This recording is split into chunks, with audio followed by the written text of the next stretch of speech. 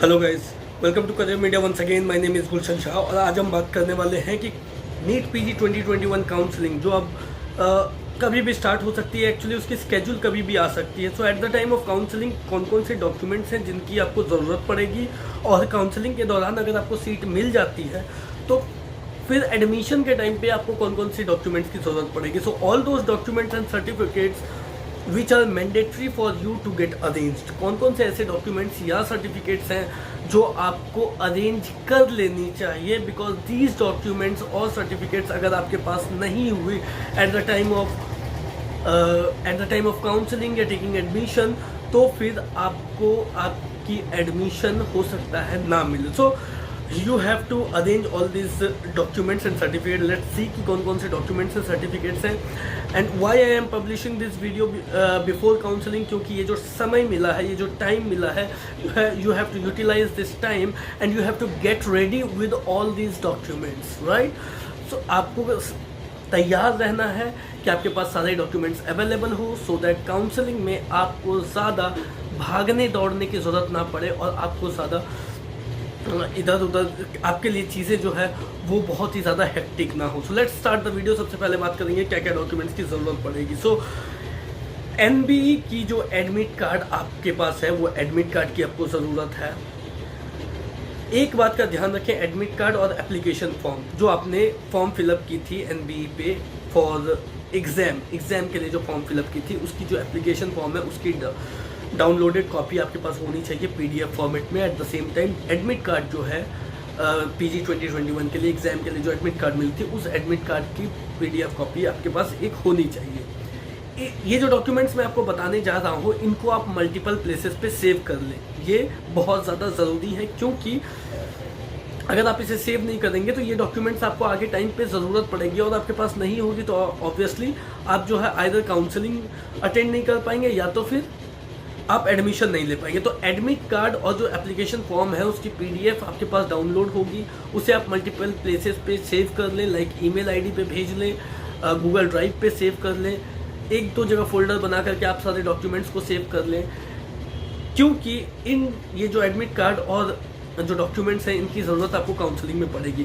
दूसरी रीज़न क्या है कि एनबीई लॉगिन को डीएक्टिवेट कर देती है। तो एनबीई लॉगिन को जो अगर डीएक्टिवेट अभी तक कर चुकी है एनबीई लॉगिन को डीएक्टिवेट, तो जिनके पास एडमिट कार्ड नहीं होंगे उन्हें कहीं ना कहीं ये इश्यूज आ रही होगी कि अब एडमिट कार्ड उनकी डाउनलोड नहीं हो पाएगी। So that's why I am saying कि आपके पास जो डॉक्यूमेंट्स हैं उनको आप मल्टीपल प्लेसेस पे सेव करके रख लो, आप उसे गुम नहीं कर सकते। We can not afford to lose any of the documents, right? क्योंकि इतनी मेहनत करने के बाद अगर काउंसलिंग में आप सिर्फ डॉक्यूमेंट की वजह से आपकी एडमिशन रुक जाती है तो दैट इज़ रियली वो बहुत ही बुरी बात होगी, राइट?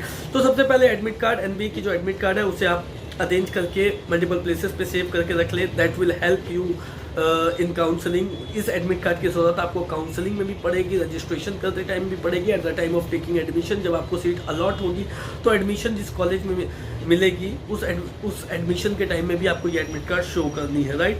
सेकंड है मार्कशीट आपकी एमबीबीएस की first second and third exam की जो मार्कशीट्स हैं वो मार्कशीट आप अरेंज करके रख लो। इसकी ओरिजिनल कॉपीज़ आपके पास होनी चाहिए, और जो इसको स्कैन करके आप 2-3 जगह पे सेव करके रख लो। इंटर्नशिप कंप्लीशन सर्टिफिकेट जो है वो आप अरेंज करके रख लो। परमानेंट प्रोविजनल जो रजिस्ट्रेशन सर्टिफिकेट आप अरेंज करके रख लो। वो वैसे स्टूडेंट्स जिन्होंने 2021 में ही उनकी एमबीबीएस ओवर हुई है, जो पास आउट स्टूडेंट 2021 के हैं, उनके लिए प्रोविजनल रजिस्ट्रेशन सर्टिफिकेट से भी काम चल जाएगा। लेकिन वो स्टूडेंट्स जो 2021 से पहले लाइक 2020 में या 2019 में पास हुए हैं, उन्होंने अपनी एमबीबीएस कंप्लीट की है या उससे पहले उन्होंने अपनी एमबीबीएस कंप्लीट किया है, उन्हें परमानेंट रजिस्ट्रेशन सर्टिफिकेट ही लगेंगे। सो प्रोविजनल या परमानेंट रजिस्ट्रेशन सर्टिफिकेट आपके पास होने चाहिए। 2021 बैच वाले के लिए, 2021 में जिन्होंने एमबीबीएस पास की, उनका काम प्रोविजनल से भी चल जाएगा। उससे पहले जिन्होंने पास की है 2020 या 2019 में या उससे पहले, तो उन्हें अपनी परमानेंट सर्टिफिकेट्स अपने पास रखनी होगी। डेट ऑफ बर्थ सर्टिफिकेट आपके पास होनी चाहिए। डेट ऑफ बर्थ सर्टिफिकेट में अगर आपके पास 10th या 12th की मार्कशीट है तो वो भी काम चल जाएगा, अलग से डेट ऑफ बर्थ सर्टिफिकेट बनाने की कोई ज़रूरत नहीं है। आईडी प्रूफ आपके पास होनी चाहिए। आई होप आप सभी के पास Aadhaar card, voter ID, driving licence, passport ये होंगी, तो इसमें से कोई भी चीज़ आपको अपने पास अच्छे से संभाल के रखनी है। आईडी प्रूफ की ज़रूरत आपको पड़ेगी। कैटेगरी सर्टिफिकेट की बात करें तो ऑल इंडिया काउंसलिंग में जो कैटेगरी जो स्टूडेंट्स कैटेगरी में आते हैं, जैसे कि ईडब्ल्यूएस में, ओबीसी में, एससी एसटी में, वो अगर उन्हें अगर कैटेगरी से सीट मिलती है या उन्होंने कैटेगरी के थ्रू अप्लाई करने वाले हैं काउंसलिंग में, या जिन्होंने अपने कैटेगरी के अंदर आते हैं, उन्हें कैटेगरी सर्टिफिकेट अरेंज करके रख लेनी चाहिए। खास करके ओबीसी और ईडब्ल्यूएस कैंडिडेट्स के लिए एक अलग से नॉर्म्स है ऑल इंडिया कोटा काउंसलिंग के लिए, जो सेंटर की नॉर्म्स है। तो ओबीसी एनसीएल और ईडब्ल्यूएस कैटेगरी वाले जो स्टूडेंट्स होंगे वो अपनी अपनी कैटेगरी सर्टिफिकेट सेंट्रल के अंडर जो नॉर्म्स है उसके अकॉर्डिंग प्रिपेयर करेंगे, राइट। पीडब्ल्यूडी सर्टिफिकेट्स की बात करें तो वैसे स्टूडेंट्स जो पीडब्ल्यूडी कैटेगरीज में आते हैं उनके लिए कुछ डिसाइनेटेड अथॉरिटीज़ है, वहाँ से उनकी कैटेगरी पीडब्ल्यूडी सर्टिफिकेट उन्हें पब्लिश करनी है, उन्हें इशू करानी है। और वो कौन कौन से डिजाइनेटेड अथॉरिटीज़ हैं, जैसे कि न्यू दिल्ली में वीएमएमसी सफदरजंग हॉस्पिटल, तो वहाँ से आप अपनी निकलवा सकते हो। अगर आप कोलकाता की बात करो, अगर आप वेस्ट बंगाल में रहते हो तो IPGMER से आप निकलवा सकते हो। अगर आप तमिलनाडु में रहते हो तो आप मद्रास मेडिकल कॉलेज से निकलवा सकते हो। इस तरीके से अलग अलग सेंटर्स हैं जिन सेंटर्स से आपको पीडब्ल्यूडी सर्टिफिकेट्स इशू करवानी है। इसकी लिंक मैं डिस्क्रिप्शन बॉक्स में डाल दूंगा, आप देख लेना कि कौन कौन से सेंटर्स है जहां से आपको पीडब्ल्यूडी सर्टिफिकेट्स निकलवानी है। एट द सेम टाइम आपके घर के नज़दीक जो भी सेंटर होगी वहां से जाकर के आप निकलवा सकते हो। ये सारी डॉक्यूमेंट्स की ज़रूरत आपको पड़ेंगी ऑल इंडिया काउंसलिंग के लिए। अब स्टेट काउंसलिंग की बात करें तो इन डॉक्यूमेंट्स के साथ साथ कुछ दूसरे डॉक्यूमेंट्स भी हैं जो आपको स्टेट काउंसलिंग में जिनकी ज़रूरत पड़ेगी, जैसे माइग्रेशन सर्टिफिकेट या एलिजिबिलिटी सर्टिफिकेट। माइग्रेशन सर्टिफिकेट आपने जहां से MBBS की है वो स्टेट, और जो दूसरी स्टेट है जहां पे आपको PG सीट मिल रही है, दूसरी स्टेट जहां से आपने MBBS की है वहां से आपको माइग्रेशन सर्टिफिकेट मिलेगी। और आपको एक एलिजिबिलिटी सर्टिफिकेट आपको अरेंज करनी होगी। इस माइग्रेशन सर्टिफिकेट को जब आप जिस स्टेट में आपको PG की सीट मिलती है वहां की यूनिवर्सिटी में जाके आप सबमिट करेंगे अलॉन्ग विद अदर डॉक्यूमेंट्स, तो फिर आपको एलिजिबिलिटी सर्टिफिकेट दी जाएगी। तो माइग्रेशन सर्टिफिकेट और एलिजिबिलिटी सर्टिफिकेट की ज़रूरत आपको ऑल इंडिया काउंसलिंग में नहीं पड़ेगी, बट आपको स्टेट काउंसलिंग में पड़ सकती है। तो आप अपनी माइग्रेशन सर्टिफिकेट एटलीस्ट निकलवा के रख लो, जिससे कि एलिजिबिलिटी सर्टिफिकेट्स निकलवाने में आपको ज़्यादा प्रॉब्लम परेशानी ना हो, क्योंकि माइग्रेशन सर्टिफिकेट्स और अदर डॉक्यूमेंट्स को जब आप जमा करेंगे तो जाकर के आपकी एलिजिबिलिटी सर्टिफिकेट्स निकल जाएंगे, राइट। वैसे स्टूडेंट्स जिन्होंने अपनी MBBS सेम स्टेट से की है, उन्हें PG सीट भी सेम स्टेट में मिलती है, उन्हें माइग्रेशन सर्टिफिकेट या एलिजिबिलिटी सर्टिफिकेट इशू कराने की कोई ज़रूरत नहीं है, ठीक है। At the same time migration और एलिजिबिलिटी सर्टिफिकेट जो है वो स्टेट स्पेसिफिक नहीं होती, वो यूनिवर्सिटी स्पेसिफिक होती है। दैट मीन्स कि ऐसा नहीं है कि आप किसी स्टेट में एडमिशन ले रहे हो तब आपको उस माइग्रेशन या एलिजिबिलिटी सर्टिफिकेट की ज़रूरत है, रैदर देन कि आप किस यूनिवर्सिटी में ले रहे हो वो यूनिवर्सिटी आपसे वो डिमांड कर सकती है। वो एक यूनिवर्सिटी से आपने MBBS की पढ़ाई की, दूसरी यूनिवर्सिटी में आपको एडमिशन मिल रही है PG की सीट के लिए, तो ये यूनिवर्सिटी स्पेसिफिक होती है। एक आपको अगर PG सीट दूसरे यूनिवर्सिटी में मिल रही है तो आपको एलिजिबिलिटी सर्टिफिकेट इशू करवानी होगी और वो माइग्रेशन सर्टिफिकेट पे इशू होगी। अगर आप सेम यूनिवर्सिटी में पढ़ाई करने वाले हो, मतलब PG MBBS सीट भी आपकी उसी यूनिवर्सिटी में थी, आपने MBBS भी उसी यूनिवर्सिटी से पास किया है, और एलिजिबिलिटी जो नेक्स्ट PG की सीट जो है वो भी आपको उसी यूनिवर्सिटी में मिल रही है, तब आपको ज़रूरत नहीं है। इसके अलावा अगर बात करें तो for all India counselling the migration eligibility certificates are not mandatory and can be submitted after final round, ठीक है। ऑल इंडिया काउंसलिंग के लिए आपको माइग्रेशन या फिर एलिजिबिलिटी सर्टिफिकेट की अभी ज़रूरत नहीं पड़ेगी, काउंसलिंग के टाइम में ज़रूरत नहीं पड़ेगी, बट यस ये है कि फाइनल राउंड काउंसलिंग खत्म होने के बाद ये डॉक्यूमेंट्स आपको जमा करने पड़ सकते हैं। For some state like Tamil Nadu, Karnataka et cetera, eligibility certificate is required to attend counselling, correct. कुछ कुछ ऐसे स्टेट्स हैं जिसमें काउंसलिंग को अटेंड करने के लिए आपको एनओसी सर्टिफिकेट चाहिए, नो ऑब्जेक्शन सर्टिफिकेट चाहिए। सो वो नो ऑब्जेक्शन सर्टिफिकेट की अगर हम बात करें तो वो जैसे कि तमिलनाडु स्टेट हो गई या फिर कर्नाटका हो गई, इन स्टेट्स में एनओसी की ज़रूरत पड़ती है।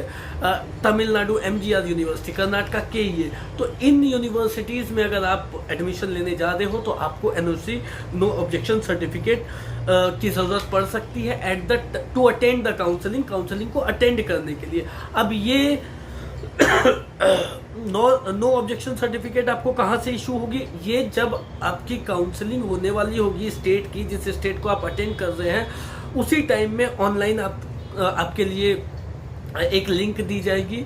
उस लिंक में जाकर के आपको नो ऑब्जेक्शन सर्टिफिकेट के लिए अप्लाई करना है और उसी टाइम में आपकी जो है नो ऑब्जेक्शन सर्टिफिकेट जो है वो आपके पास आ जाएगी, मिल जाएगी। जिस स्टेट की यूनिवर्सिटी के लिए आप अप्लाई कर रहे हैं, जिस यूनिवर्सिटी के लिए आप अप्लाई कर रहे हैं, उसी टाइम में उसी स्टेट की जब काउंसलिंग होगी, जैसे कर्नाटका के लिए आप अप्लाई कर रहे हैं, तो काउंसलिंग से पहले जब आप रजिस्ट्रेशन वगैरह करेंगे तो उसके बाद आपसे एलिजिबिलिटी सर्टिफिकेट मांगी जाएगी। लेकिन वहीं पे उसी पोर्टल पे एक लिंक आएगी और उस लिंक को जब आप क्लिक करेंगे तो आप प्रोसीजर आएगी कि कैसे आपको eligibility no objection certificate issue करवानी है। वो सारे फील्ड्स को आप फिलअप करेंगे, उस प्रोसीजर को फॉलो करेंगे तो जो नो ऑब्जेक्शन सर्टिफिकेट है वो आपके पास आ जाएगी।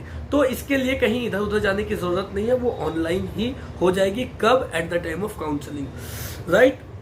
No objection certificate from registered state medical council, right. आपको नो ऑब्जेक्शन सर्टिफिकेट जो है वो रजिस्टर्ड स्टेट से भी ज़रूरत पड़ सकती है। मतलब अगर आपकी जो रजिस्ट्रेशन है वो दूसरे स्टेट की है, आपने एमबीबीएस पास किया और आपने प्रैक्टिस करने के लिए मान लेते हैं कि गुजरात स्टेट के लिए अपना रजिस्ट्रेशन कराया है, आपकी जो स्टेट मेडिकल रजिस्ट्रेशन है वो गुजरात स्टेट के लिए कराया है।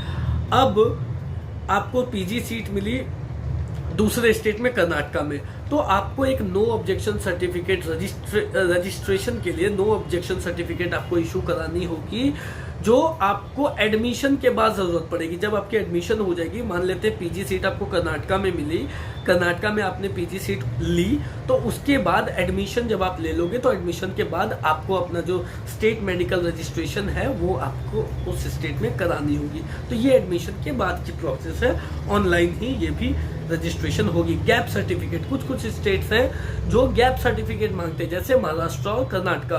गैप सर्टिफिकेट का सिंपल मतलब है, अगर किसी स्टूडेंट ने 2018 में एमबीबीएस पास किया और 2021 में उन्हें पीजी की सीट मिल रही है, तो 2018 से 2021 के बीच में आपने क्या किया?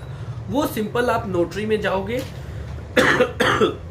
नोटरी में जाओगे, एफिडेविट करवाना है। एफिडेविट क्या करवाना है कि हम नीट पीजी की प्रिपरेशन कर रहे थे, वही आपकी गैप सर्टिफिकेट होगी।